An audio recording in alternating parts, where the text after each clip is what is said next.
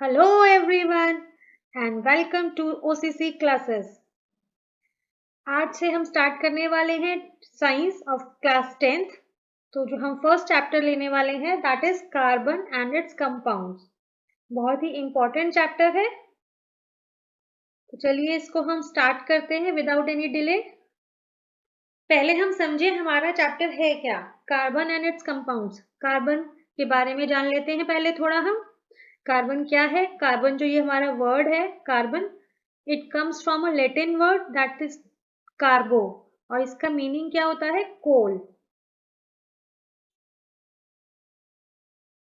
कोल हम क्यों कह रहे हैं इसको? कोल से हमने इसको रिलेट क्यों किया है? क्योंकि कोल के अंदर हमारा कार्बन प्रेजेंट होता है। One of the most important constituent of coal is carbon. Therefore यहाँ हमने जो वर्ड यूज किया है कार्बन, ये जो हमारा कार्बो से आया और जिसका मीनिंग हो गया कोल। राइट। अब हम बात करें, कार्बन हमारा बहुत इंपॉर्टेंट एलिमेंट है और वो हमारा क्या है? मेटल है या नॉन मेटल है या मेटलॉइड है? तो हम इसमें बात करें तो carbon is non metal. Carbon को हम कैपिटल सी से रिप्रेजेंट करते हैं। इसका सिंबल क्या हुआ? Capital C. एटॉमिक नंबर की अगर हम बात करें तो एटॉमिक नंबर जो कार्बन का हुआ दैट इज 6। एटॉमिक नंबर हमारा कार्बन का 6 हो गया। इसका इलेक्ट्रॉनिक कॉन्फ़िगरेशन की बात करेंगे तो फर्स्ट शेल में 2 हो जाएंगे, सेकेंड शेल में 4 इलेक्ट्रॉन्स हमारे आएंगे। राइट। हम मास नंबर की बात करें तो मास नंबर कार्बन का होता है 12। ठीक। हम बेसिक बेसिक इसके बारे में थोड़ा सा जान लें कार्बन है क्या, फिर उसके आगे हम चलेंगे चैप्टर में। कार्बन कहाँ प्रेजेंट है? कार्बन अगर हम देखें तो कार्बन काफी कम अमाउंट में प्रेजेंट है इन अर्थ क्रस्ट। अर्थ के क्रस्ट में बात करें या एटमॉस्फेयर में बात करें, दोनों में ही हमारा कार्बन की जो क्वांटिटी है, अमाउंट है, वो काफी कम है, लेकिन still it is a very important element. अगर मैं अर्थ क्रस्ट की बात करूं तो सिर्फ 0.02% हमारा कार्बन है और ये किस फॉर्म में है? मिनरल्स के फॉर्म में है, कार्बोनेट्स के, कोल के, पेट्रोलियम के। ये अर्थ क्रस्ट की बात कर रहे हैं हम। अगर हम बात करें एटमॉस्फेयर में तो एटमॉस्फेयर में भी काफी कम अमाउंट है इसका। परसेंटेज अगर हम देखें तो 0.03% कार्बन प्रेजेंट है। किस फॉर्म में? कार्बन डाइऑक्साइड गैस के फॉर्म में। ठीक है। तो चलिए हमने बेसिक बेसिक चीजें देख ली हैं, हमने इसके बारे में जान लिया है ये है क्या कार्बन। अब इसके आगे हम करेंगे कि ये इतना इम्पोर्टेंट क्यों है एक्चुअल में। हमें हमें एक सेपरेट चैप्टर अलॉट कर दिया कार्बन एंड इट्स कंपाउंड्स को सिलेबस में। That means it is very very important element. इतने सारे एलिमेंट में कार्बन एंड इट्स कंपाउंड्स, इसको एक सेपरेट चैप्टर दिया गया है। तो हमें इसका इम्पोर्टेंस की अगर हम बात करें तो ये इसीलिए इम्पोर्टेंट है क्योंकि हमारा जो ये कार्बन है, कार्बन इज प्रेजेंट एवरीवेयर, हम ऐसा कह सकते हैं। अगर हम कहें सारे कोई भी लिविंग ऑर्गेनिज्म की अगर हम बात करें तो सब में कार्बन प्रेजेंट है। इन ऑल लिविंग ऑर्गेनिजम्स, चाहे हम प्लांट्स की बात करें चाहे हम एनिमल्स की बात करें, सब में कार्बन बेस्ड कंपाउंड्स होते ही होते हैं। सब में जो कार्बन बेस्ड कंपाउंड्स, जिनको हम क्या बोलते हैं? ऑर्गेनिक कंपाउंड्स, ये सब में होते ही होते हैं, चाहे हमारे प्लांट्स हो चाहे हमारे एनिमल्स हो।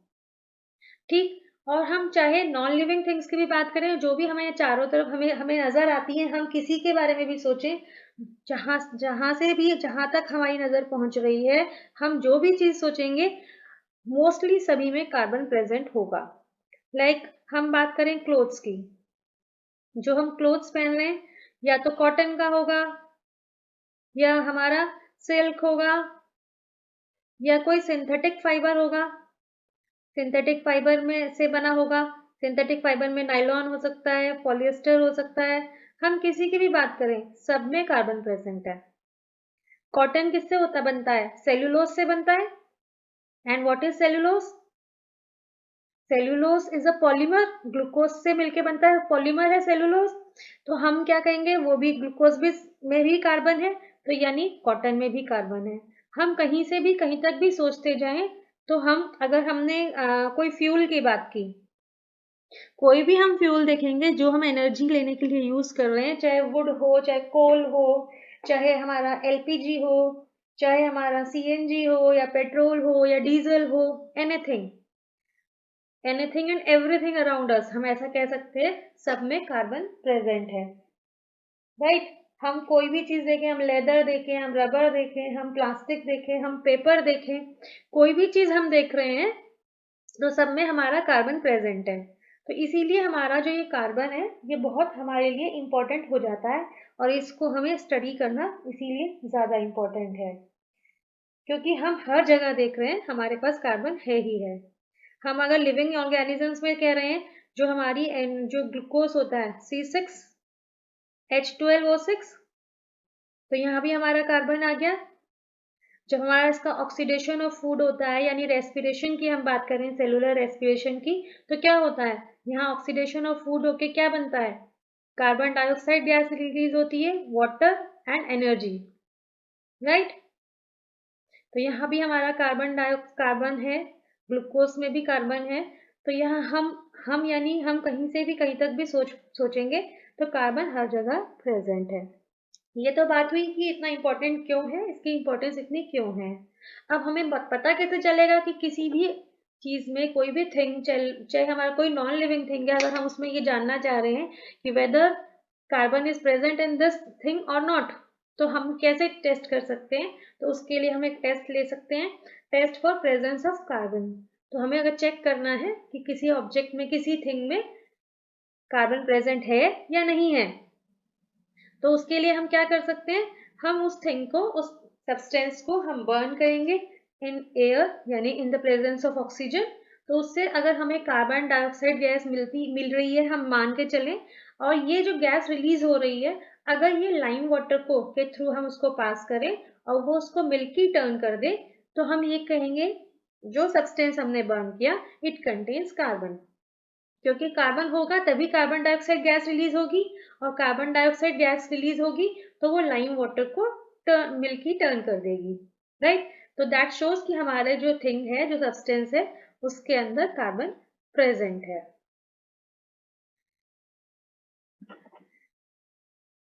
इस चैप्टर के नोट्स आपको फ्रीली अवेलेबल होंगे एट नो कॉस्ट, तो आप जो है डाउनलोड कर सकते हैं डिस्क्रिप्शन बॉक्स में से, ठीक। चलिए हम आगे बढ़ते हैं, अपना कार्बन एंड इट्स कंपाउंड्स को आगे बढ़ाते हुए। हम कार्बन को कह रहे हैं it's a special type of element. क्यों है, क्योंकि एक्चुअल में अगर हम इसकी देखें, हमने इसकी कॉन्फ़िगरेशन, एटॉमिक नंबर देखा तो 6 है हमारा, कॉन्फ़िगरेशन देखा तो मैंने 2 and 4, आउटर मोस्ट शेल में 4 इलेक्ट्रॉन्स हुए। तो क्या ये कार्बन हमारा आयनिक बॉन्ड बना सकता है, can it make ionic bond. Ionic bond कैसे बनता है, या तो इलेक्ट्रॉन्स लूज करके या इलेक्ट्रॉन गेन करके। तो यहाँ पे इसको अपना ऑक्टेट कंप्लीट करने में, आउटर मोस्ट शेल को कंप्लीट करने में, यहाँ पे या तो ये 4 इलेक्ट्रॉन्स ऐड कर ले या फिर ये 4 इलेक्ट्रॉन्स लूज कर ले। तो दोनों ही केस में इसका जो आउटर मोस्ट शेल है वो स्टेबल हो जाएगा। तो अगर हम ये वाली बात करें, +4 करना चाहें, तो क्या ये ऐसा कर सकता है, नहीं कर सकता है कार्बन। क्यों नहीं कर सकता है, अगर आउटर मोस्ट शेल में इसके पास में 8 इलेक्ट्रॉन्स होंगे, लेकिन इसके जो न्यूक्लियस के अंदर अगर हम प्रोटॉन्स कहें, यानी पॉजिटिव चार्ज कहें, पॉजिटिव चार्ज कितना होगा, पॉजिटिव चार्ज 6 ही होगा, क्योंकि 6 इलेक्ट्रॉन्स है।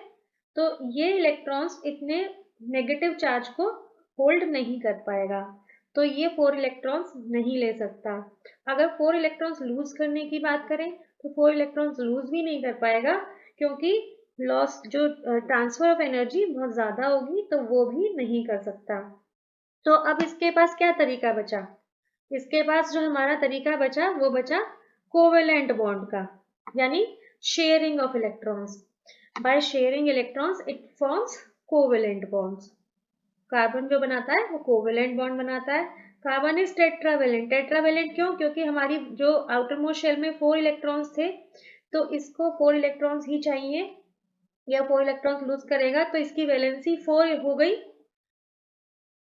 लेकिन हम अगर ये कहें टेट्रावेलेंट कह रहे हैं तो क्योंकि आउटर मोस्ट शेल में 4 इलेक्ट्रॉन्स प्रेजेंट है इसीलिए इट इज टेट्रावेलेंट, राइट। अब हम बात करते हैं कि कार्बन की एक बहुत स्पेशल टाइप की प्रॉपर्टी होती है, जो ये होती है सेल्फ कॉम्बिनेशन की।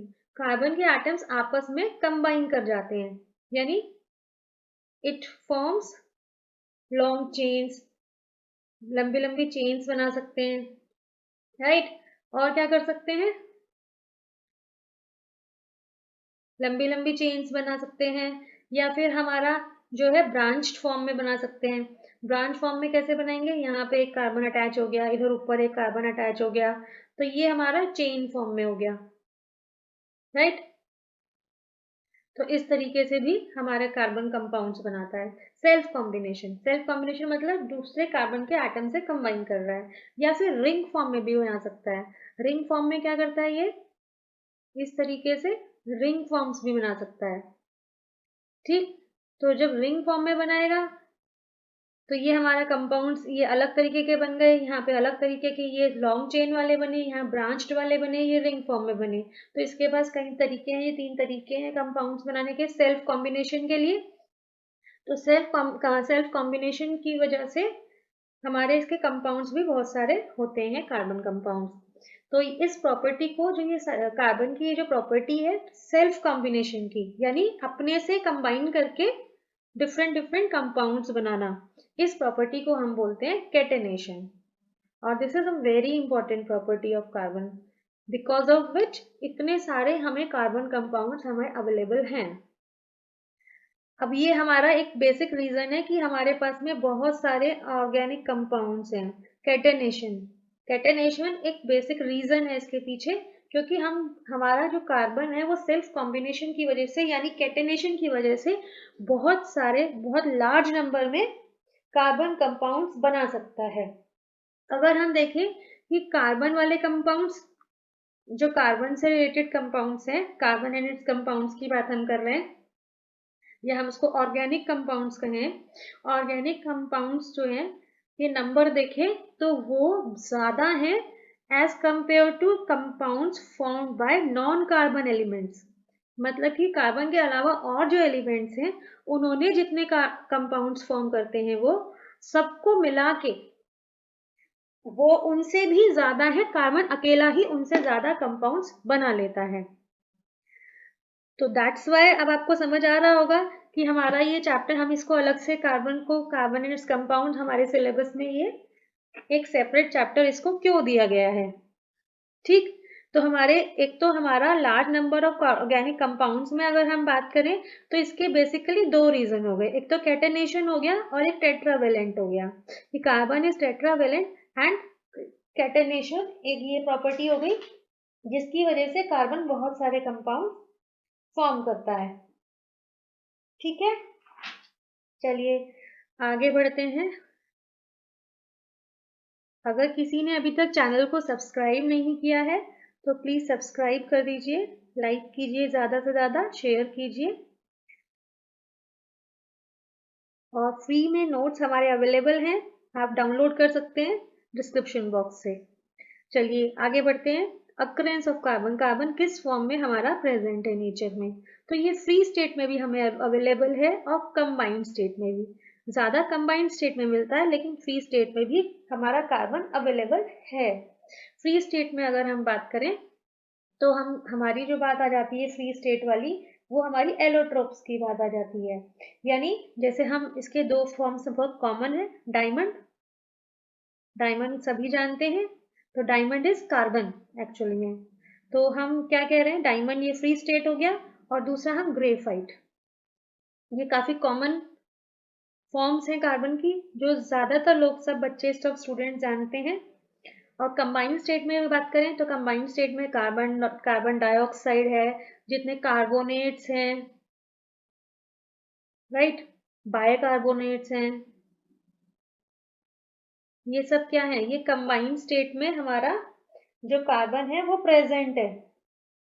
हमारा इसके अलावा हमारे जो फ्यूल्स हैं, फ्यूल्स में जैसे हमारा कोल आ जाता है, पेट्रोलियम आ जाता है, तो ये सब में हमारा क्या है, कार्बन है लेकिन इन कंबाइंड स्टेट, राइट।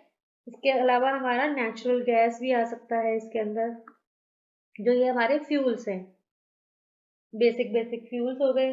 और हमारा इसके अलावा जो हमारा कार्बोहाइड्रेट्स के फॉर्म में, फैट्स के फॉर्म में, राइट, प्रोटीन्स के फॉर्म में, सब में हमारा कार्बन कंबाइंड स्टेट में प्रेजेंट है। ठीक है, चलिए आगे हम देखते हैं हमारा चैप्टर किस डायरेक्शन में चलेगा। अब हमारा जो हम बात कर रहे हैं ये फ्री स्टेट की, तो फ्री स्टेट में हमने अभी बात की डायमंड की और ग्रेफाइट की, तो इसी को हम आगे लेके चलते हैं, एलोट्रॉप्स ऑफ कार्बन। इसको हम एलोट्रॉप्स ऑफ कार्बन, हम क्या मतलब हुआ एलोट्रॉप्स का? एलोट्रॉप्स का मतलब ये हुआ कि हमारा जो कार्बन है, कोई भी एलिमेंट, हम कार्बन की बात ना करें, अगर सिर्फ हम एलोट्रॉप्स की बात करें, तो किसी भी एलिमेंट के different physical forms, different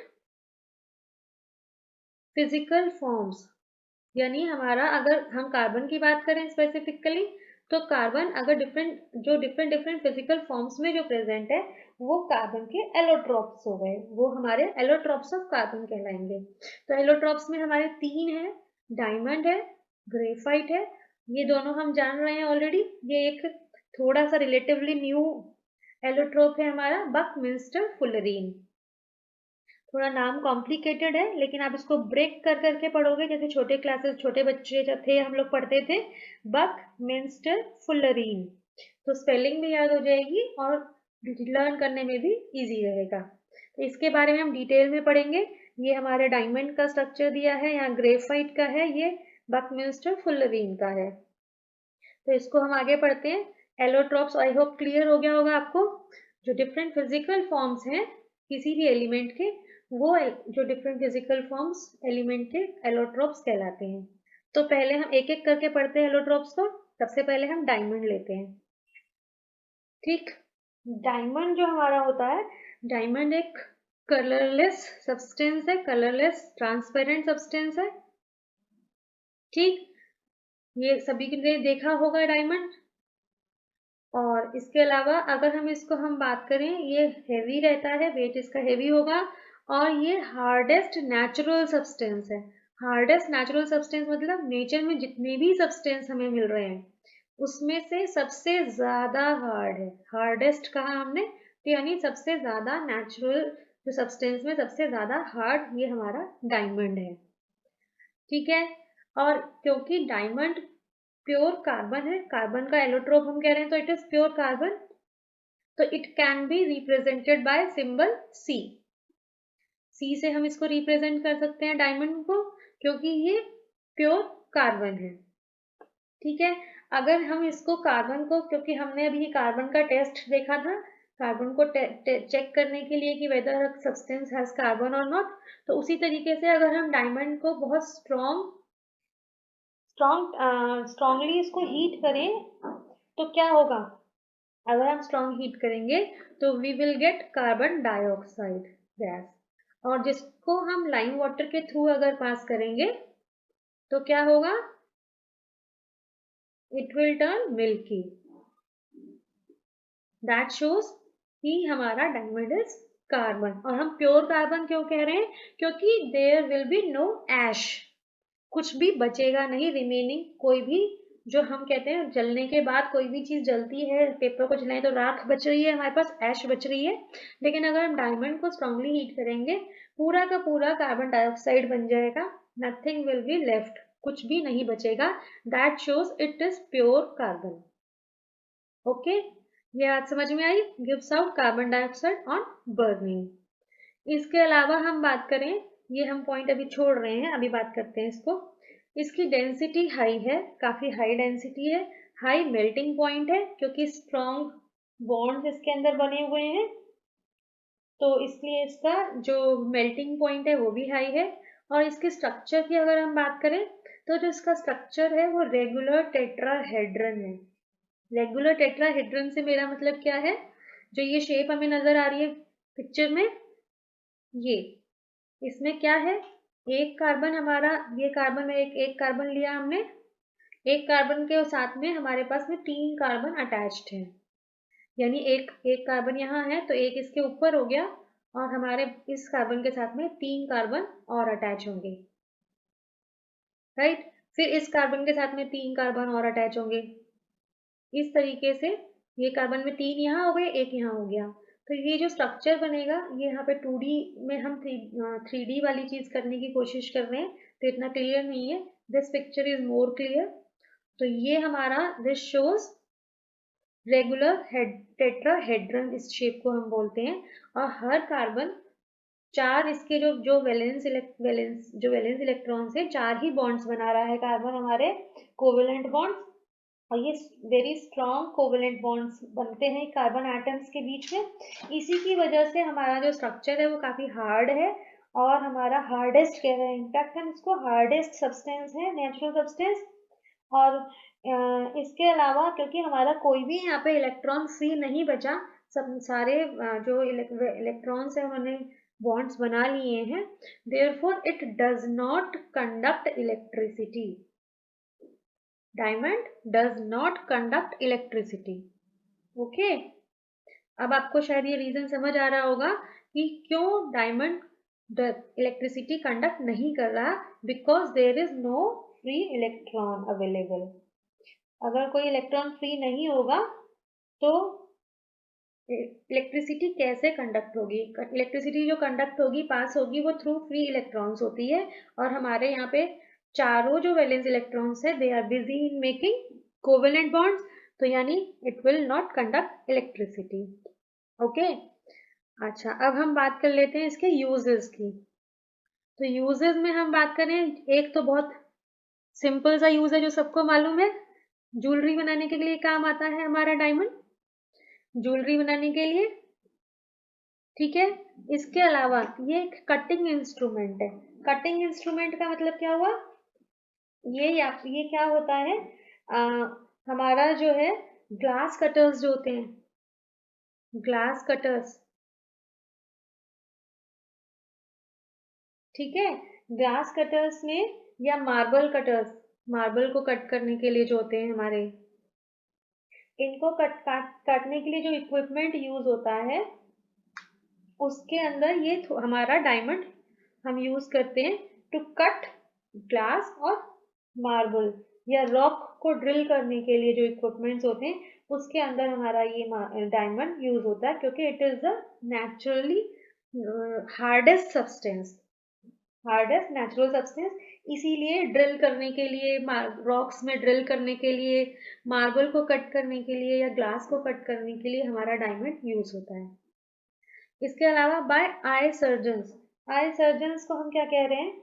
I surgeons जो टूल यूज करते हैं टू रिमूव कैटरेक्ट। कैटरेक्ट हमने पढ़ा था, कैटरेक्ट जिसको हम हिंदी में मोतियाबिंद कहते हैं, उसको रिमूव करने के लिए जो आई सर्जन्स जो टूल यूज करते हैं, उसमें भी डायमंड का यूज होता है, ठीक। इसके अलावा एक हमने आजकल सुना है एडी, आर्टिफिशियल डायमंड्स बोलते हैं इसको, या फिर सिंथेटिक डायमंड्स उसको हम बोले। एडी, एडी की ज्वेलरी, एडी की ज्वेलरी बहुत कॉमन है काफी। ये एडी क्या है? आर्टिफिशियल डायमंड्स है, या फिर सिंथेटिक डायमंड्स हम इनको कहें। तो हमें आर्टिफिशियली बना रहे हैं। कैसे बना रहे हैं? हम जो प्योर कार्बन है, प्योर कार्बन को के ऊपर हम क्या कर रहे हैं? बहुत high pressure, very high pressure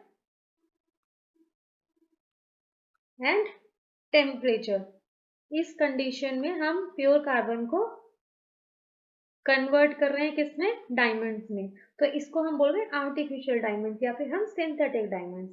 तो उसी से जो जनरली हमारा जो ज्वेलरी, अगर डायमंड की ज्वेलरी लेने जाएंगे तो उसकी कॉस्ट बहुत ज्यादा होगी, अफोर्डेबल नहीं होता सबके लिए।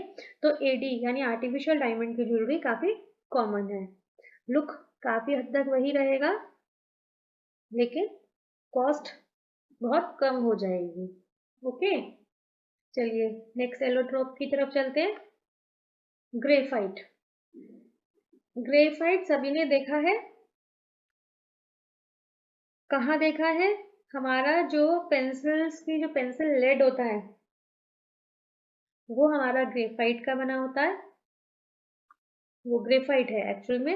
ग्रेइश ब्लैक ओपेक सब्सटेंस है, कंपैरेटिवली लाइट है डायमंड के कंपैरिजन में, सॉफ्ट और स्लिपरी है। अगर आप पेंसिल लेड को उसका पाउडर बना लें तो उसको हाथ टच करके देखेंगे, हाथ के दोनों उंगली और अंगूठे के बीच में लेके और उसको थोड़ा सा स्लिप ऐसे करके देखेंगे तो क्या दिखे पता लगेगा, बहुत सॉफ्ट और स्लिपरी है।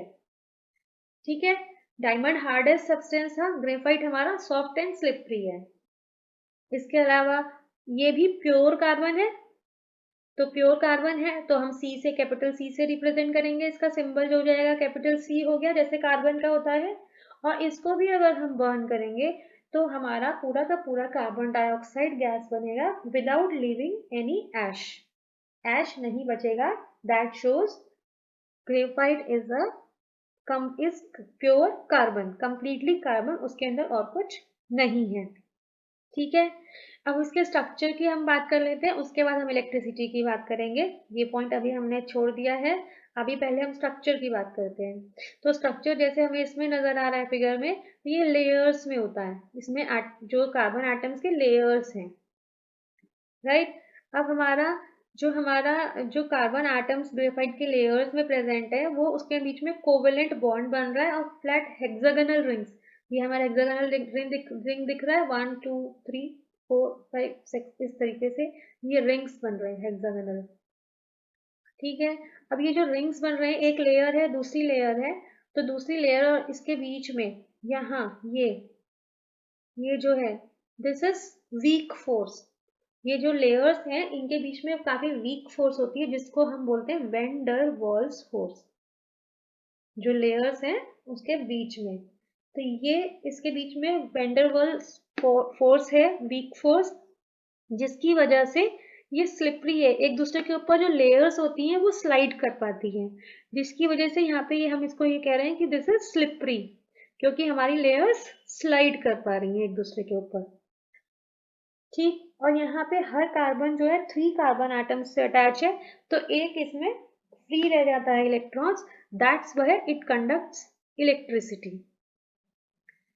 ठीक है, it is a non metal, carbon non metal है, स्टिल इट कंडक्ट्स इलेक्ट्रिसिटी, क्योंकि जब when carbon is in the form of graphite, carbon ऐसा नहीं है हमेशा करेगा, डायमंड के फॉर्म में नहीं करता है, ग्रेफाइट के फॉर्म में करेगा। एलोट्रोप जो कार्बन का हमारा ये ग्रेफाइट है, इट विल कंडक्ट इलेक्ट्रिसिटी।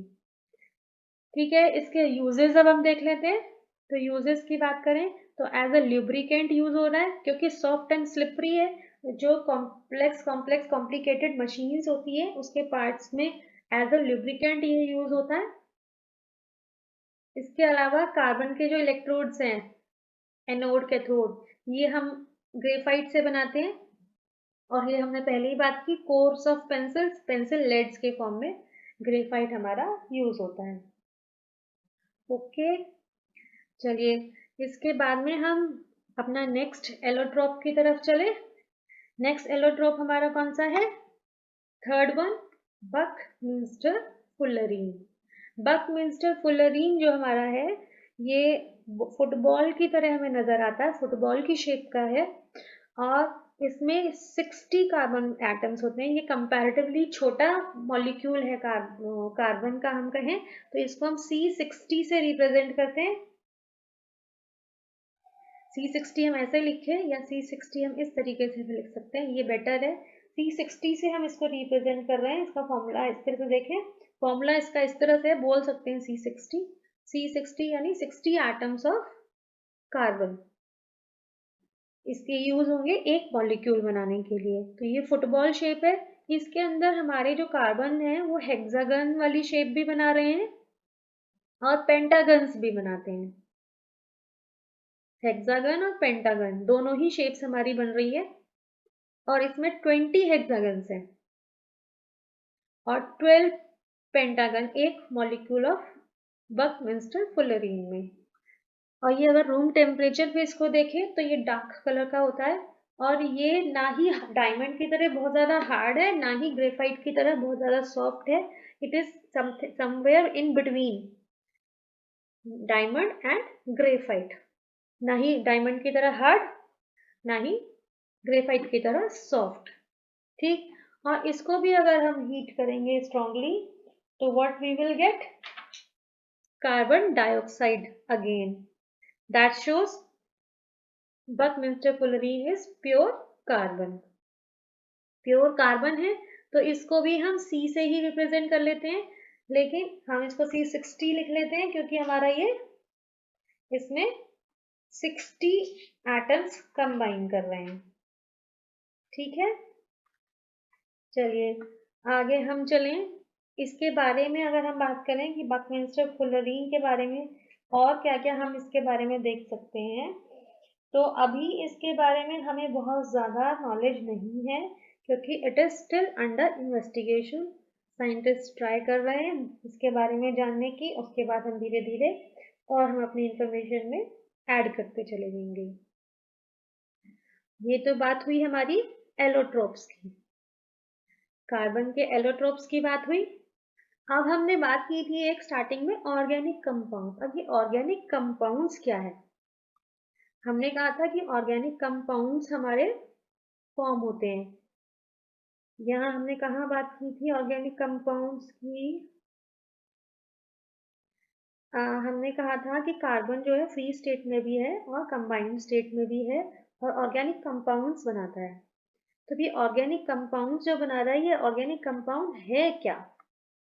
इसको अगर हम देखें तो हमारा ऑर्गेनिक कंपाउंड की अगर हम बात करें, ये हम पीछे चले गए हैं, आगे बढ़े हैं ऑर्गेनिक कंपाउंड्स पे। राइट, ऑर्गेनिक कंपाउंड्स की अगर हम बात करते हैं तो ये सारे ही लिविंग थिंग्स में होते हैं, प्लांट्स में, एनिमल्स में। ठीक है, यानी बेसिकली हम कहें organic compounds are carbon compounds. लेकिन क्या सारे कार्बन कंपाउंड्स ऑर्गेनिक कंपाउंड्स हैं? नहीं, सारे कार्बन कंपाउंड ऑर्गेनिक कंपाउंड्स नहीं होते।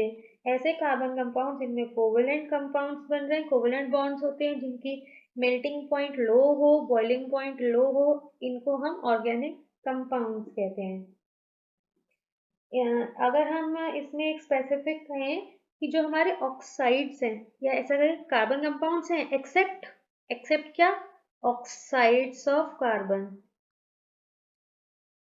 ऑक्साइड जो है कार्बन के, जैसे कार्बन मोनोऑक्साइड, कार्बन डाइऑक्साइड या फिर हमारे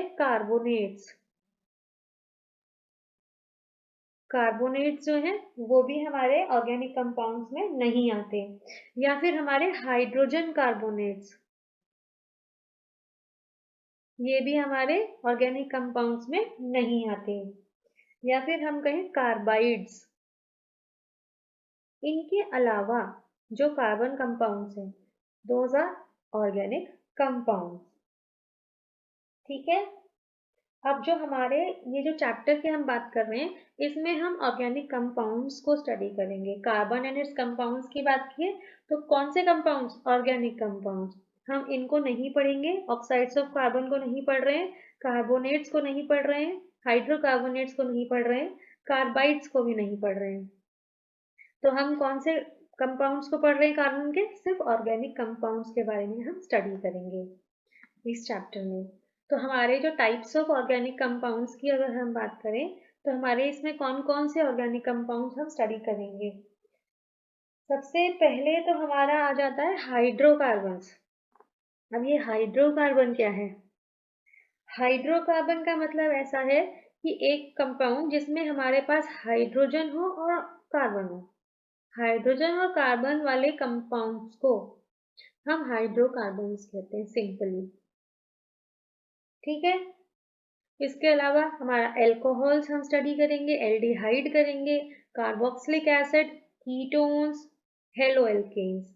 ये सारे हम एक एक करके धीरे धीरे करके स्टडी करने वाले हैं आज। चलिए हम यहाँ पे जो हमारा ये जो बना हुआ है ये हमारा एक हाइड्रोकार्बन है। इसमें कार्बन है और 4 हाइड्रोजन है, C है और H हमारे पास 4 है। So this is a hydrocarbon because it has carbon and hydrogen. That means जो compound that is made up of hydrogen and only hydrogen and carbon, यानी कार्बन और हाइड्रोजन के अलावा और कुछ ना हो, that is hydrocarbon.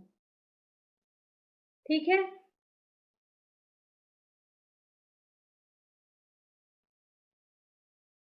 Notes download करने के लिए डिस्क्रिप्शन बॉक्स से आप कर लीजिएगा, it is free of cost, nothing will be charged.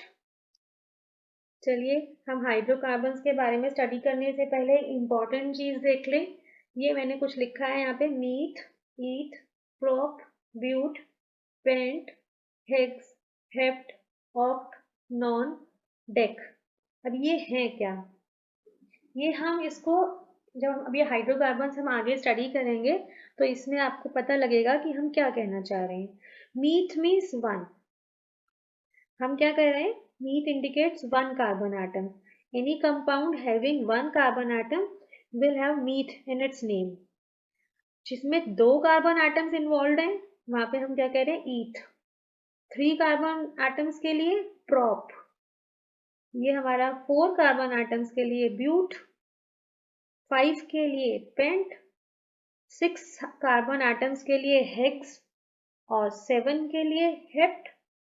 Oct हमारा 8 के लिए हो गया, non for 9 carbon atoms, deck for compounds having 10 carbon atoms.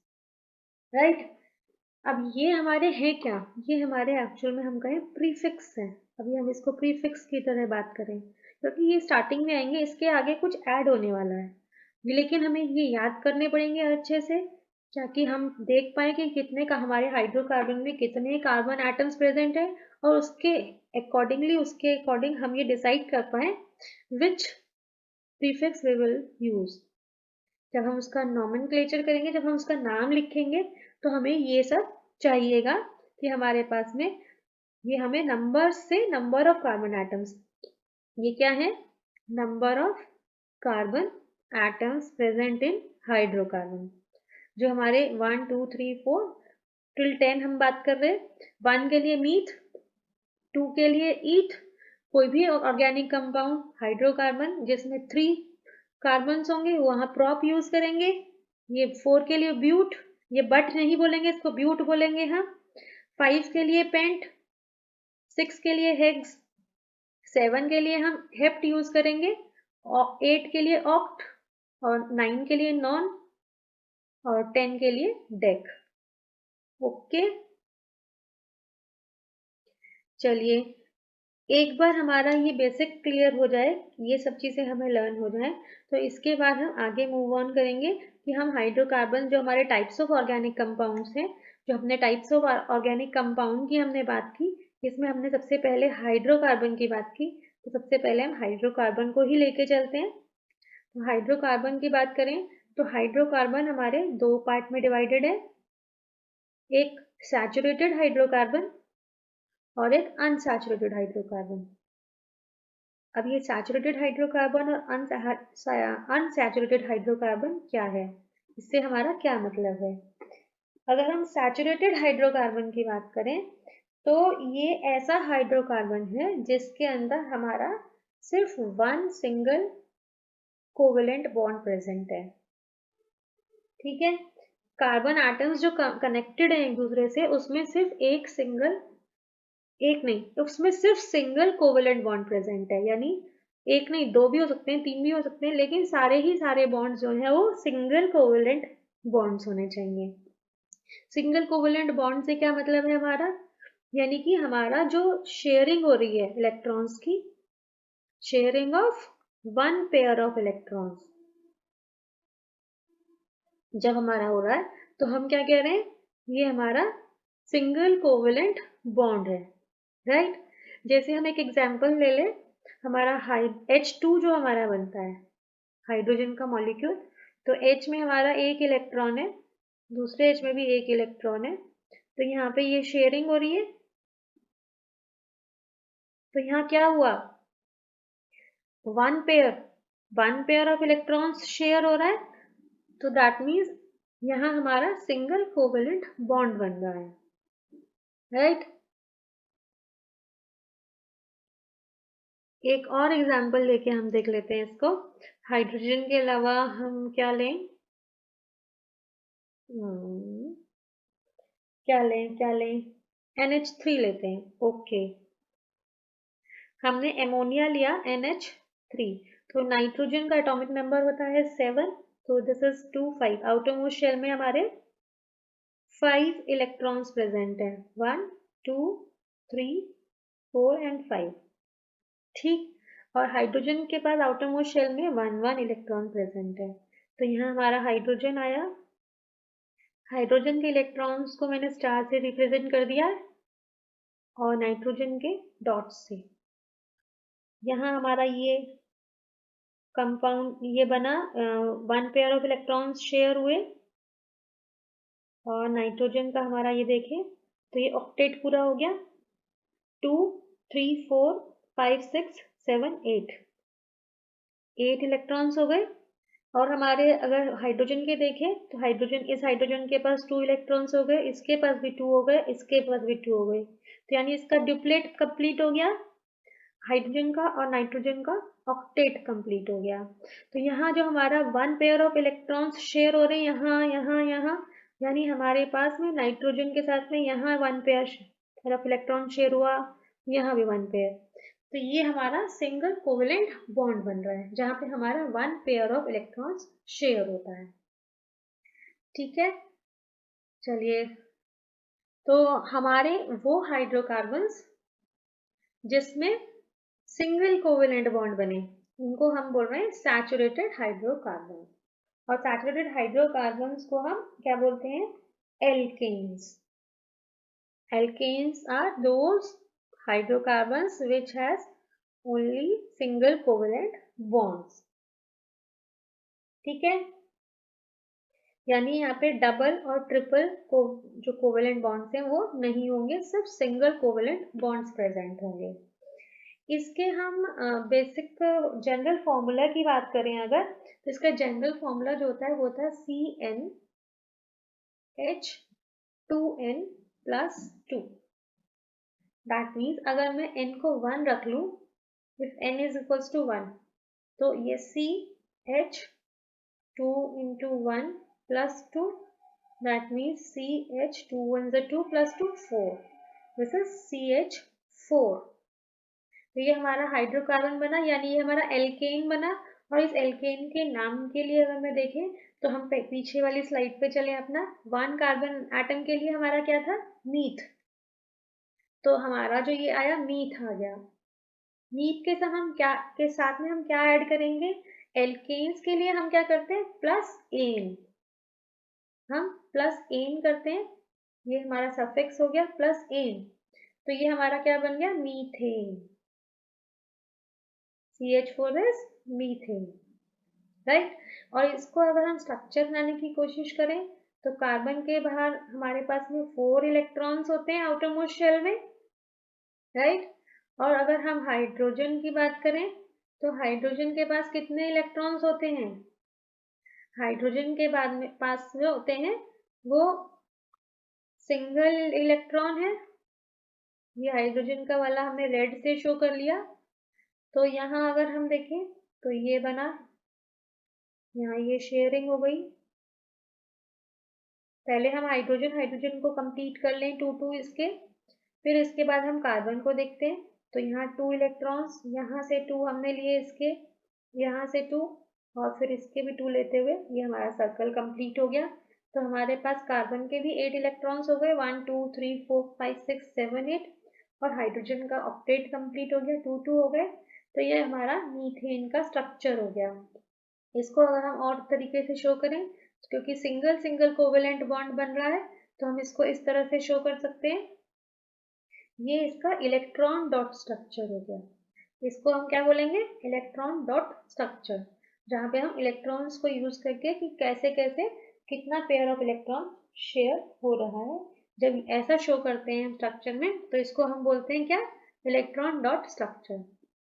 ये इंपॉर्टेंट है। यहाँ हमने जो बताया कि इसका जनरल फॉर्मूला है, इस जनरल फॉर्मूला से हम कोई भी मेंबर एल्केन का निकाल सकते हैं। एल्केन का कोई भी मेंबर हम निकालने की कोशिश करेंगे तो by using this general formula we can find out the formula of any member of alkane. Like अगर मैंने N3 रखा, अगर मैंने N को 3 रखा तो क्या होगा? N को 3 रखने से क्या होगा? N को 3 रखते ही क्या हो गया? C3H2 into 3 plus 2. That means C3, 2 3 6 plus 2 8. अब ये क्या बना हमारा, हम फिर लास्ट स्लाइड पे चलें तो 1 2 3, 3 मीन्स प्रॉप, तो प्रॉप और हमें क्या करना है plus n, that means it is propane, right. ये हमारा प्रोपेन बन गया। इसी तरीके से हम कोई भी अपना एल्केन का कोई भी मेंबर हम देख सकते हैं। हमारा अगर हम सब में अगर ट्राई करें यहाँ पे तो ये मीथ प्लस एन मीथेन बन जाएगा, इथेन बन जाएगा। अगर प्लस एन एन सब में लगाए, propane, butane, pentane, hexane, heptane, octane, नोनेन and decane. अब मुझे अगर रैंडमली ये पूछा जा रहा है कि हेप्टेन का क्या फॉर्मूला है, तो hept is used for 7 carbon atoms, that means carbon is 7, n is 7। ये हमारा जनरल फॉर्मूला क्या था, CnH2n plus 2। तो मैं n को अगर 7 रखूं तो H2 into 7 plus 2, that means C7, 2 7 is 14 plus 2 16। तो ये हमारा हेप्टेन बन गया। तो we can write in formula of any member of alkane family by using this general formula। एक तो हमें ये general formula पता होना चाहिए और दूसरा हमें ये याद रहना चाहिए कि कितने नंबर ऑफ कार्बन एटम्स के लिए हम कौन सा ये जो प्रीफिक्स है ये यूज कर रहे हैं। Hept means hept is use for 7, तो this we have to learn thoroughly और हमें एक जनरल फॉर्मूला की जरूरत है। Then we can write formula for any member of alkene। Okay, चलिए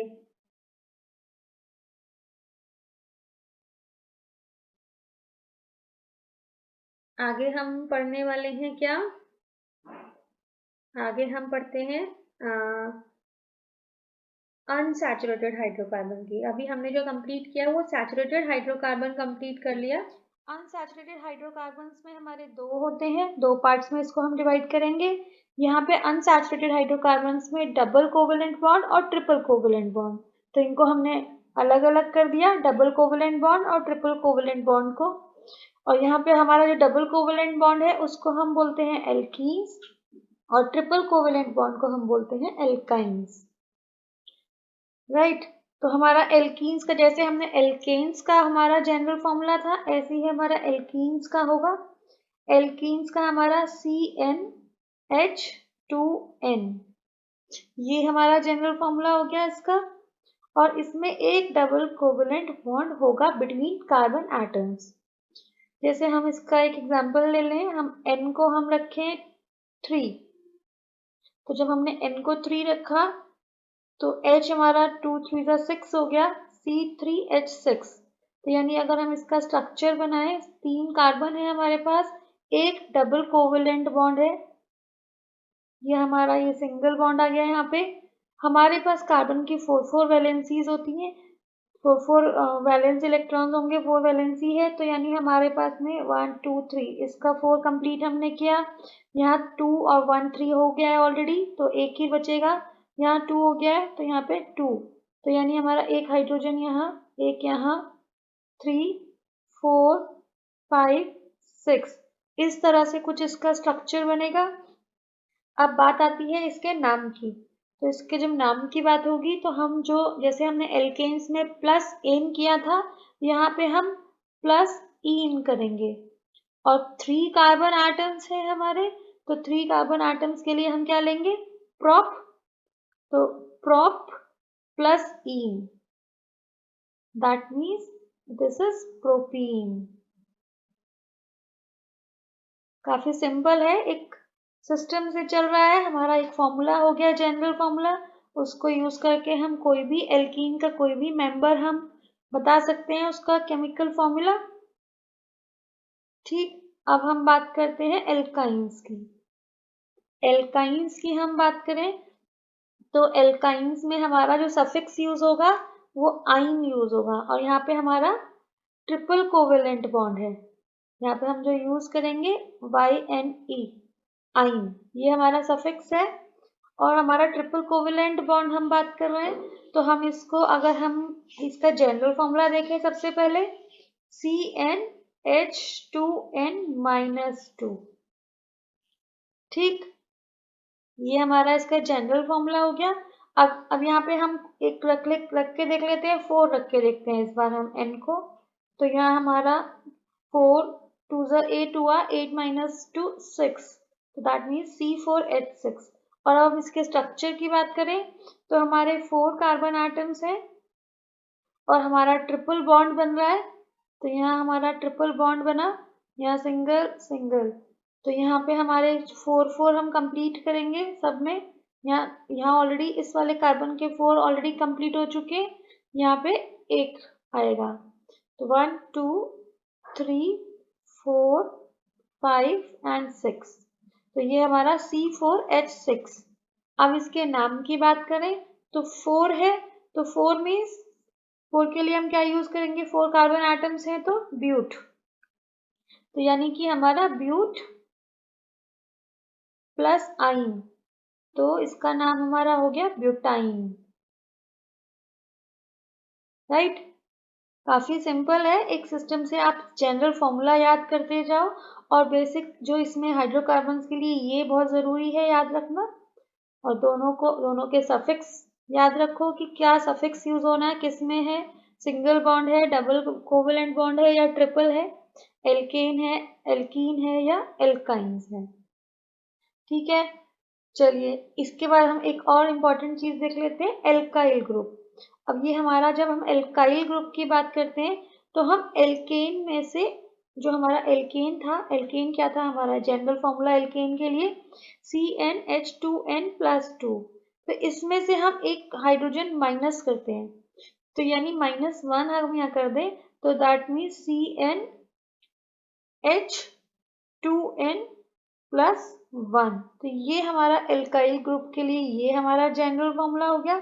तो अगर मैं यहाँ पे 1 रख रहे हैं हम, तो C, और यहाँ पे 2 1 2 + 1 3, ये आ गया हमारा CH3, राइट। और यहाँ पे हमारा एक इसका अभी हमारा, अगर मैं इसका स्ट्रक्चर बनाने की कोशिश करें तो हमारे पास 3 हाइड्रोजन है, लेकिन एक हमारा अभी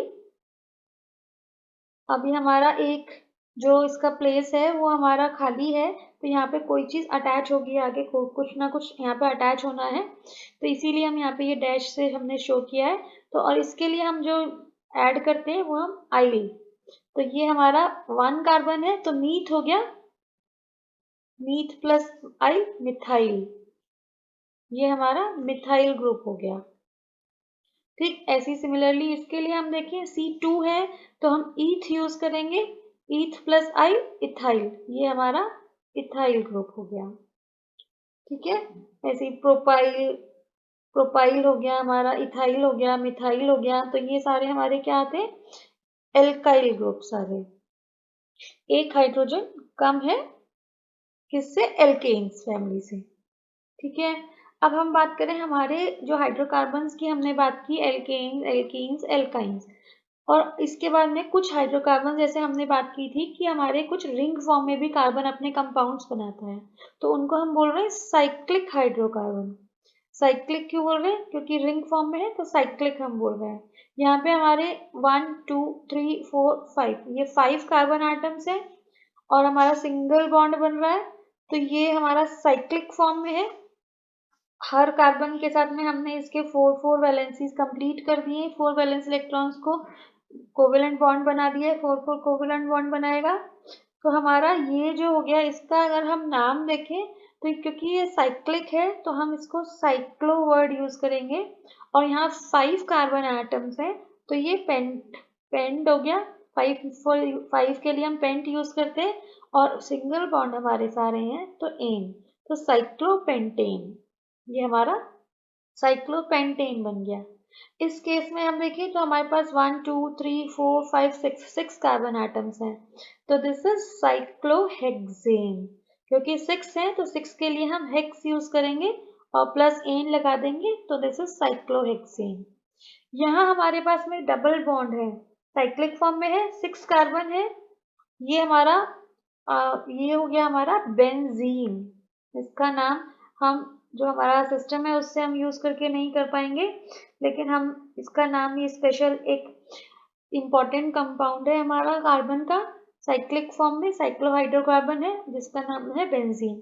तो इसके ऑल्टरनेट एक सिंगल है, फिर डबल बॉन्ड, फिर सिंगल, फिर डबल, फिर सिंगल, फिर डबल, तो ऑल्टरनेटिवली हमारा डबल और सिंगल बॉन्ड इस तरह से चल रहा है।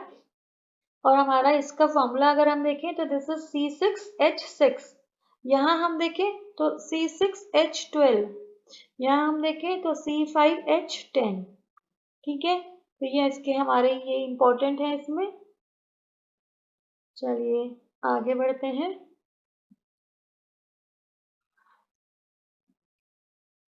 आगे हमारा आते हैं एक इम्पॉर्टेंट चीज, आइसोमर्स। आइसोमर्स क्या होते हैं? आइसोमर्स का मतलब ये है कि हमारा ऐसे कंपाउंड जिनका सेम मॉलिक्यूलर फॉर्मूला हो, केमिकल फॉर्मूला या मॉलिक्यूलर फॉर्मूला हमारा सेम है बट डिफरेंट स्ट्रक्चर है, तो ऐसे कंपाउंड्स को हम क्या कहते हैं? आइसोमर्स कहते हैं। जैसे हमारे यहाँ पे देखें तो हम पेंटेन के हमने आइसोमर्स लिए हैं, तो पेंटेन क्या होता है? पेंटेन का यानी पेंट प्लस एन एल्केन है, एल्केन फैमिली का मेंबर है, तो हम अब हमारा जनरल फॉर्मूला क्या हुआ? H2N+2, 5 हमने लगाया तो C5, 2 5 10 प्लस 2 12, तो C5H12। इसका अगर हम स्ट्रक्चर बनाए तो नॉर्मली ये बनेगा, तो ये N पेंटेन हो गया, 5 कार्बन हो गए, सबके बीच में सिंगल बॉन्ड है क्योंकि एल्केन की बात कर रहे हैं, पेंटेन की बात कर रहे हैं, और यहाँ पे हमारे सारे बाकी सब एडजस्ट करने के लिए 4 4 सबको कंप्लीट करने के लिए हमने हाइड्रोजन लगा दिए हैं। अब इसका दूसरा स्ट्रक्चर अगर हम कहें, ये तो एक लॉन्ग चेन फॉर्म में हो गया, हम इसको ब्रांच्ड फॉर्म में भी बन सकते हैं सेम, यानी C5 और H12 हम यूज करें और हम इसको दूसरी तरीके से बनाने की कोशिश करें, तो जो हमने पेरेंट चेन ली वो हमने 4 कार्बन की ली और हमने सेकेंड प्लेस पे एक कार्बन अटैच कर दिया। ठीक है, यहाँ पे हमारे 3 हाइड्रोजन आ जाएंगे, यहाँ 1 हाइड्रोजन आएगा, यहाँ 2 आ जाएंगे, यहाँ 3 और यहाँ पे भी 3। ठीक, तो ये हमारा ये स्ट्रक्चर बन गया। जब हमारा सेकेंड प्लेस पे एक मिथाइल ग्रुप, ये हमारा मिथाइल ग्रुप हो गया CH3, तो ये मिथाइल ग्रुप जब अटैच हो जाता है तो ये हम क्या कह रहे हैं? इसको आइसो, आइसो वर्ड यूज करते हैं। और 5 हमारे इसमें थे क्योंकि पेंटेन की बात कर रहे हैं आइसोमर्स की, तो आइसोपेंटेन इसका नाम हो जाता है। अब हमारा एक और इसका आइसोमर पॉसिबल है, ये है नियोपेंटेन। नियोपेंटेन में हम क्या कर रहे हैं? मदर जो चेन ली हमने पेरेंट चेन, वो 3 कार्बन एटम्स की ली और हमने सेकेंड प्लेस पे 2 कार्बन एटम्स को अटैच कर दिया। ठीक है, तो यहाँ पे हमारे बाकी सब में हम हाइड्रोजन को से लगा देंगे, तो ये सब हमारा ये बन जाएगा हमारा नियोपेंटेन। ठीक,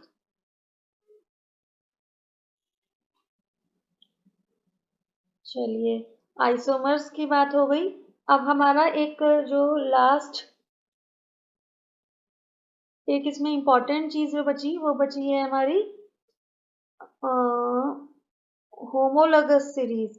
होमोलोगस सीरीज जो आती है हमारी, इसके बाद हम फंक्शनल ग्रुप्स पढ़ेंगे। पहले होमोलोगस सीरीज को देख लेते हैं। होमोलोगस सीरीज का मतलब क्या है?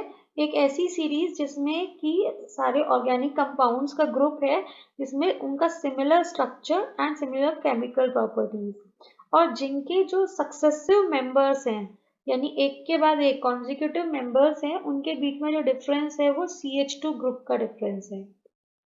जैसे कि हम बात करें, हमने मीथेन लिखा CH4, फिर उसके बाद हमने इथेन लिखा। ठीक, तो हमने अगर ये इथेन लिखा तो यहाँ पे हमारा C2H6, प्रोपेन लिखा C3H8, तो ये हमारा हम जो जनरल फॉर्मूला यूज करके हम लिख रहे हैं, अगर हम इनके बीच में डिफरेंस देखें तो क्या है? CH2 का डिफरेंस है, यहाँ पे भी CH2 का डिफरेंस है, तो ये एक पूरी सीरीज बना रहे हैं। एल्केन फैमिलीज हो गई, तो एल्केन फैमिली में जितने मेंबर्स हैं वो उसकी एल्केन की पूरी होमोलोगस सीरीज बन रही है, ऐसे ही एल्कीन्स की बन रही है। तो ये हमारी जो सीरीज है जिसमें उनके स्ट्रक्चर सिमिलर होंगे, एक जनरल फॉर्मूला सिमिलर होगा, केमिकल प्रॉपर्टीज सिमिलर होंगी। ठीक है, अब हम बात करें, एक इंपॉर्टेंट टर्म आ जाता है यहाँ पे, हेट्रो एटम। हेट्रो एटम का मतलब ये है किसी भी ऑर्गेनिक कंपाउंड में क्योंकि हम जो ऑर्गेनिक कंपाउंड जब हम बात कर रहे थे तो कार्बन की बात कर रहे थे, हम यहाँ पे स्पेसिफिकली हाइड्रोकार्बन्स की बात करें तो हाइड्रोकार्बन में कार्बन और हाइड्रोजन के अलावा कोई और एलिमेंट का अगर एटम प्रेजेंट है तो उसको हम बोलते हैं hetero atom. Hetero means other और एटम, तो other than carbon and hydrogen, कोई भी एटम अगर प्रेजेंट है तो उसको हम हेट्रो एटम बोलेंगे। ठीक है, चलें आगे चलते हैं।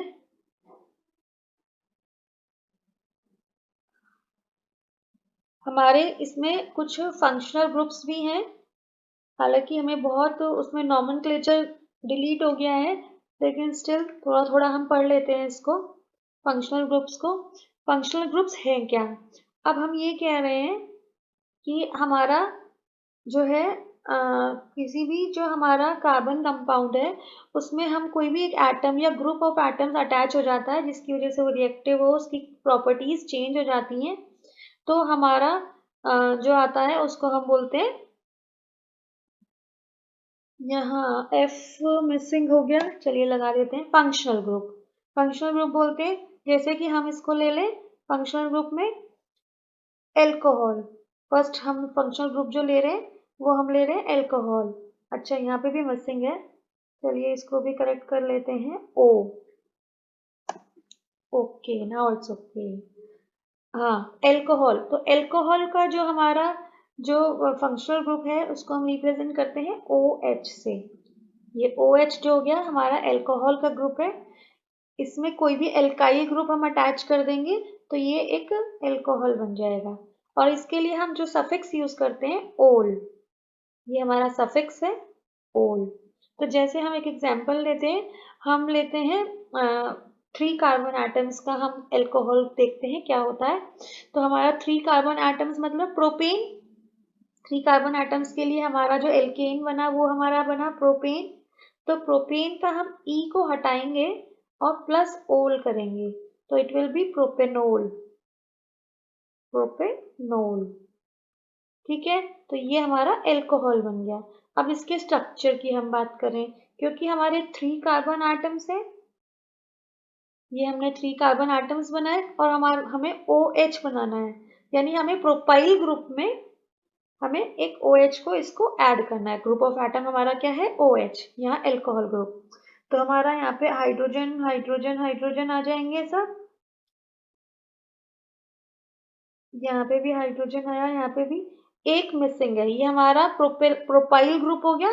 प्रोपाइल ग्रुप में हमने ओ एच लगाया तो दिस इज प्रोपेनोल, यानी हमने जो हमारा एल्केन ग्रुप एल्केन था, एल्केन ग्रुप के जो मेंबर है उसमें से हमने नाम अगर हम देखेंगे तो ई हटा के प्लस ओल कर दिया है, तो दिस इज प्रोपेनोल। ऐसे ही ब्यूटेनोल, पेंटेनोल, इस तरह से इनके बनते जाएंगे। और क्योंकि ये एल्कोहल ओएल लगा हुआ है, हमारा ओएच ग्रुप है, तो इनकी प्रॉपर्टीज सिमिलर होंगी।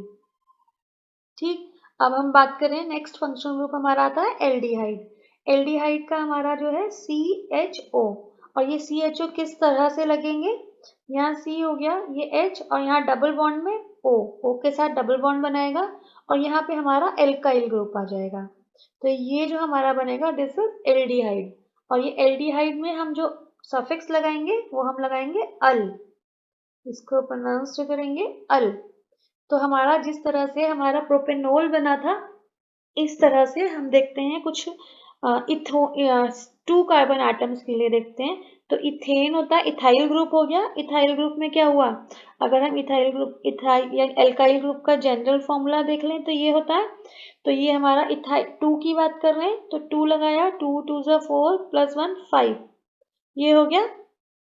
ठीक है, और इसमें हमने ये सी एच ओ ग्रुप लगाया, लेकिन यहाँ पे थोड़ी सी एक कंफ्यूजन है जिसको बच्चे काफ़ी गलत कर देते हैं, तो इसको हम एक बार देख लेते हैं कैसे इसको ठीक करेंगे। इसमें हमारा जो फंक्शनल ग्रुप है, इसमें ऑलरेडी एक कार्बन है, और जब हम बात कर रहे हैं इथेनल, क्योंकि इथेन में हम ई हटा के और प्लस एल करेंगे, इथेनल। तो जब मुझे इथेनल का स्ट्रक्चर बनाना है तो मुझे 2 कार्बन एटम्स लेने हैं, और 2 carbon atoms including this carbon atom, ये वाला कार्बन को भी हमें इसमें इंक्लूड करना है। ऐसा नहीं है कि ये अलग है, तो एल्काइल ग्रुप जो हम ले रहे हैं वो एक कम कर लेंगे। तो यहाँ पे हम सी हमने लगाया, और यहाँ पे हमने अपना एल्डिहाइड ग्रुप ये पूरा कर लिया, और यहाँ हमारा जो हमारे इसके 4 वैलेंसी कंप्लीट करने के लिए हमने लगा दिया। तो ये CH3CHO, तो दिस इज इथेनल। ठीक है, अगर हम उसको एल्काइल ग्रुप के इथाइल ग्रुप लेके चलेंगे तो वो गलत हो जाएगा। यहाँ पे हमारा इस कार्बन को, ये इंपॉर्टेंट है, ये हमारा जो फंक्शनल ग्रुप में जो कार्बन आ रहा है उसको भी हमें काउंट करना है, इंक्लूड करना है इन, ये जो हमारा जो यहाँ पे हम नंबर ऑफ कार्बन एटम्स अब देखते हैं, तो वो including this carbon which is in the functional group. Okay, चलिए नेक्स्ट फंक्शनल ग्रुप की तरफ चलें। नेक्स्ट फंक्शनल ग्रुप हमारा आता है कार्बोक्सिलिक एसिड। कार्बोक्सिलिक एसिड का जो हमारा है COOH, तो यहाँ पे इसका बना है स्ट्रक्चर, एक में एक कार्बन के साथ हमारा OH ग्रुप अटैच हो गया, डबल बॉन्ड के साथ ऑक्सीजन, और यहाँ हमारा एल्काइल ग्रुप। यहाँ पे भी वही चीज है, इस कार्बन को हमें इंक्लूड करना है, और हमारा सफिक्स क्या हो गया, प्लस ओइक एसिड। ये हमारा सफिक्स हम यूज करते हैं कार्बोक्सिलिक एसिड के लिए। तो इसमें हमारा अब जो आता है हमारा जो अब आ रहा है इसके बाद में, ये हम इसको हम एक एग्जांपल ले लेते हैं, प्रोपेनोइक एसिड। प्रोपेन में से हमने ई हटाया और ओइक ऐड करा, और ओइक एसिड, क्योंकि ये हमारा सफिक्स है। तो हमें इसमें पता है प्रोप मीन्स 3 कार्बन एटम्स, ये हमने बना लिए। फिर हमें पता है ओइक एसिड है, तो हमारा जो फंक्शनल ग्रुप है वो COOH है। तो पहले हम ये अटैच कर लें अपना एक कार्बन के साथ में। अब यहाँ जो बचे बाकी 2 कार्बन हमारे, इनके हम 4 कंप्लीट कर लेते हैं वैलेंसी, तो ये हमारे सारे हाइड्रोजन लग जाएंगे। तो अगर हम इसको देखें तो ये C2H5COOH, तो दिस इज प्रोपेनोइक एसिड, यानी इंक्लूड किया हमने इस कार्बन को, काउंटिंग में हम इसको इंक्लूड करेंगे। ठीक है, चलिए आगे बढ़ते हैं।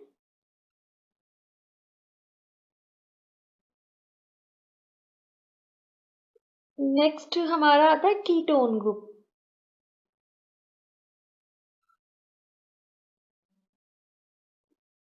कीटोन ग्रुप जो हमारा आता है, कीटोन ग्रुप है हमारा CO, लेकिन CO में इसमें एक थोड़ा सा स्पेशल है। अभी तक जो हमारे थे फंक्शनल ग्रुप्स, उसमें हम एक साइड में हम इसको कॉर्नर वाले कार्बन पे रख रहे थे, या तो स्टार्टिंग पे या एंड पे। ये कार्बन जो हमारा कीटोन ग्रुप जो होता है, ये बीच में आएगा, इसके इधर भी एक कार्बन होगा, इधर भी एक कार्बन होगा। तो जो मिनिमम, अगर सबसे छोटे से छोटे कीटोन देखें तो हमारा कौन सा हो सकता है, 3 कार्बन एटम्स का, 2 का नहीं हो सकता, क्योंकि इसके एक इधर भी आना है और एक इधर भी आना है कार्बन। तो और इसमें हमारा जो सफिक्स यूज हुआ प्लस ओन। ठीक, तो हमारा इसमें 1 नहीं बोलेंगे, इसको ओन बोलेंगे। तो जैसे हम प्रोप के लिए 3 के लिए यूज करते हैं, तो प्रोपेन क्या ई हटाया और हमने ONE लगाया, प्रोपेनोन। इसको हम कैसे बोलेंगे, प्रोपेनोन। तो यहाँ पे इसी को हम बना लेते हैं, 3 कार्बन एटम्स हो गए हमारे। कीटोन ग्रुप लगाना है तो मिडिल वाले में हम ऑक्सीजन इस तरह से अटैच करेंगे, और यहाँ पे हम हाइड्रोजन हाइड्रोजन लगा देंगे, अपना 4 कंप्लीट कर लेंगे। तो इसको हम जब लिखेंगे तो यहाँ CH3 हो गया ये वाला, और ये CO, और यहाँ पे फिर से CH3, इस तरीके से हम लिखेंगे इसको, और इसका नाम क्या हुआ, प्रोपेनोन। हालांकि नॉमेनक्लेचर जो है डिलीट हो गया है इस साल, पर थोड़ा थोड़ा हम बेसिक बेसिक देख लेते हैं। जिसने सब्सक्राइब नहीं किया है चैनल को, तो पहले सब्सक्राइब कर लें, बेल आइकन को प्रेस करें ताकि नोटिफिकेशंस मिलते रहें, पूरा साइंस का सिलेबस, मैथ्स का सिलेबस आप तक पहुंचता रहे। चलिए नेक्स्ट हमारा आता है हेलो ग्रुप।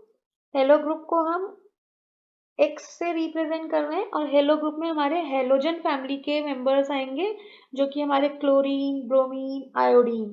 तो ये हमारे एल्काइल ग्रुप के साथ अटैच हो रहे हैं, क्लोरीन, ब्रोमीन, आयोडीन। जैसे कि हम एक एग्जांपल लें, हमारा मान लीजिए हमारा इथेन था, हम एल्काइल ग्रुप कह रहे हैं तो इथाइल ग्रुप ले लेते हैं। इथेन में से हमने एक हाइड्रोजन हटा दिया तो हमारा इथाइल हो गया, ये इथाइल ग्रुप हुआ। इथाइल के साथ में मैंने क्लोरीन लगा दिया, यानी एक हाइड्रोजन को हटा के क्लोरीन आ गया। तो अब ये क्या बन गया, क्योंकि 2 कार्बन है, यहाँ क्लोरीन लगा है तो क्लोरीन लगा है तो क्लोरो, और 2 कार्बन एटम्स है तो इथेन, ईथ यूज करेंगे और सिंगल बॉन्ड हमारा है ही तो क्लोरो इथेन। अगर हमने यहाँ पे इंस्टेड ऑफ क्लोरीन हमने ब्रोमीन लगाया होता, यहाँ पे अगर हमने ब्रोमीन लगाया होता तो इसका नाम क्या हो जाता, क्लोरो की जगह ब्रोमोइथेन। ठीक है, अगर हमने आयोडीन लगाया होता तो इट विल बी आयोडोइथेन। तो यहाँ पे हमारा ये प्रीफिक्स की तरह हम इनको यूज कर लेंगे, और हमारा ये हेलो एल्केन्स हम कह रहे हैं क्योंकि एल्केन ये एज इट इज नाम आ गया, और यहाँ पे हमने क्लोरो, ब्रोमो, आयोडो इस तरीके से हमने इसको यूज कर लिया है। फ्री नोट्स के लिए आप डिस्क्रिप्शन बॉक्स में से जाके देख सकते हैं, फ्री ऑफ कॉस्ट है, कोई भी आपको पे नहीं करना है। चलिए हम अब नेक्स्ट वीडियो में आपसे मिलेंगे नेक्स्ट चैप्टर के साथ। तब तक के लिए बाय बाय। ध्यान रखिए अपना, अच्छे से खाइए, हेल्दी रहिए और पढ़ते रहिए। Bye bye.